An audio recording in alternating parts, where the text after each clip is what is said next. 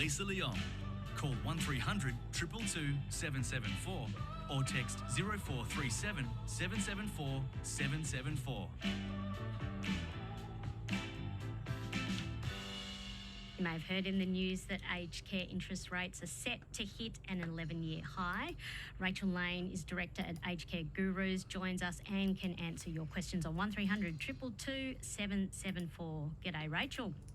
G'day, how are you? Good. Well, what's the aged care interest rate? Why is it relevant here?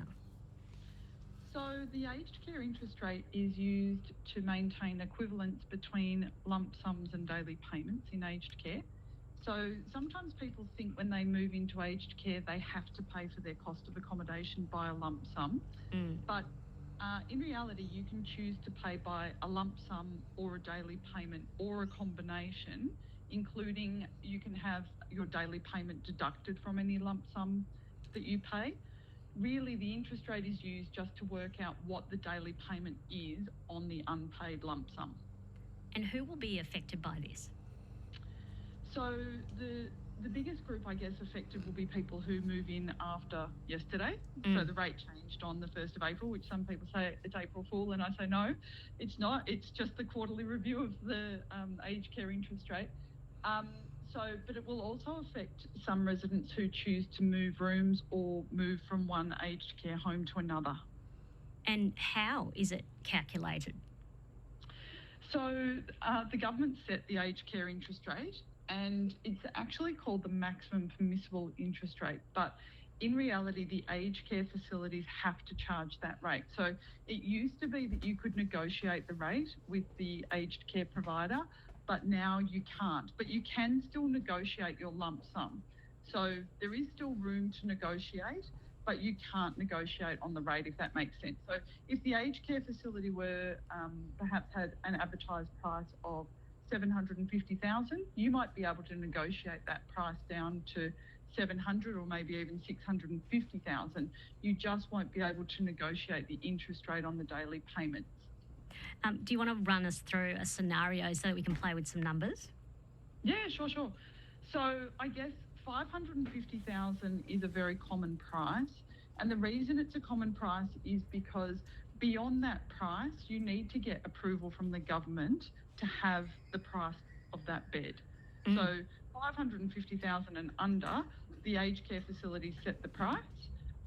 Above that, they need government approval. So at the $550,000 mark, back in October 2021, which was the lowest MPIR we saw, which was 4.01%, you were looking at an equivalent daily payment of $60 a day, and now you're looking at an equivalent daily payment of $112 a day. Wow.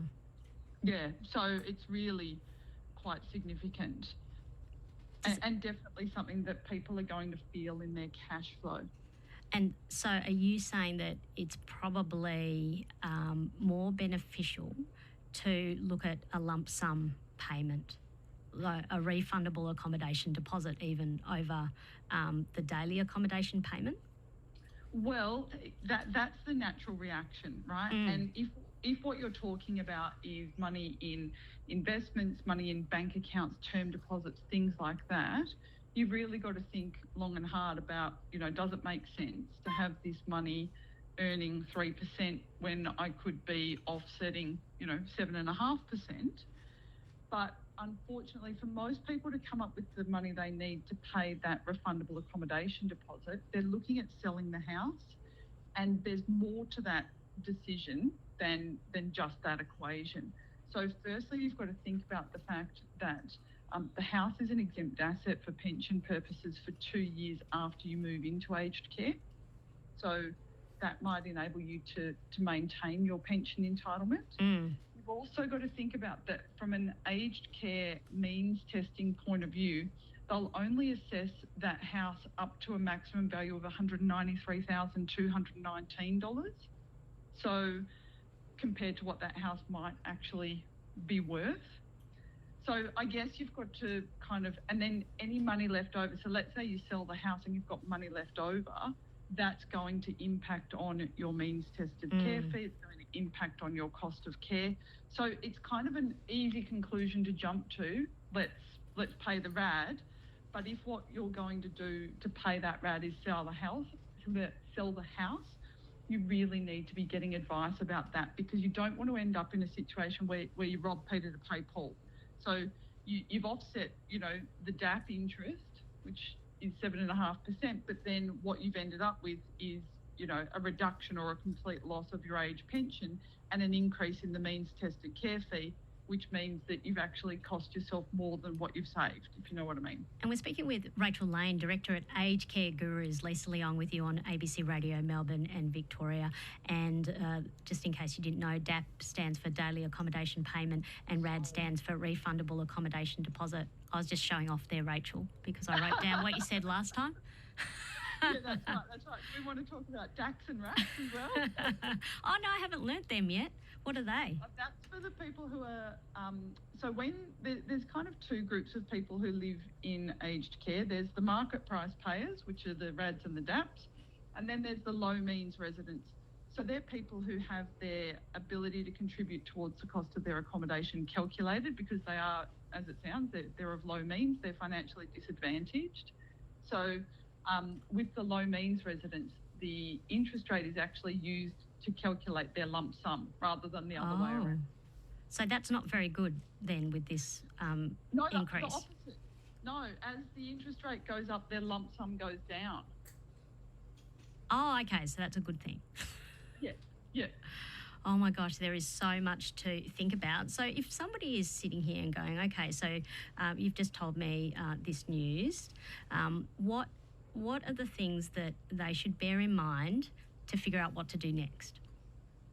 Okay, so bear in mind, firstly, that you can negotiate with the aged care facility, right? Bear in mind that you don't have to sell the house. Whether you sell the house is completely up to you. No, sometimes people say things like, oh, the aged care facility are going to force me to sell the house, or the government are going to force me to sell the house. That's not true. It's completely your decision, and you should crunch the numbers and work out what it means for you. The other thing you need to bear in mind is how you choose to pay for your cost of accommodation is completely up to you. So you can choose to pay by lump sum, you can choose to pay by daily payment, or you can choose to pay by a combination. And that combination might include paying some of the lump sum, because you might have some money in bank accounts or term deposits or whatever it might be. So you might be able to come up with, say, $100,000 to pay towards a refundable accommodation deposit. And then you might deduct your daily accommodation payment from that $100,000. And you're able to do that. So that might be the thing you need to do to ease the cash flow pressure, because what a lot of people think about aged care is they think, well, it's means tested, therefore it must be affordable. And I always say, well, no, it's just means tested, right? I've got a text here from Terry on 0437 774 774. Lisa, am I missing something here? How could someone on a pension who doesn't own their own home, etc., how would they afford that daily amount from a pension? Okay. So somebody who is a pensioner who doesn't own their home is most likely going to qualify as what's known as a low means resident. So low means residents are typically full pensioners, and they have assets sort of between $57,000 and $193,000. In that range, they pay a contribution towards their accommodation. If their assets are under that $57,000 threshold, then they don't make a contribution, and the government pick up the tab for their accommodation. Right. Thank you so much. Thank you so much, Rachel, for answering our questions today. You're very welcome. Rachel Lane, Director at Aged Care Gurus, helping me with all the acronyms as well as we learn together on ABC Radio Melbourne.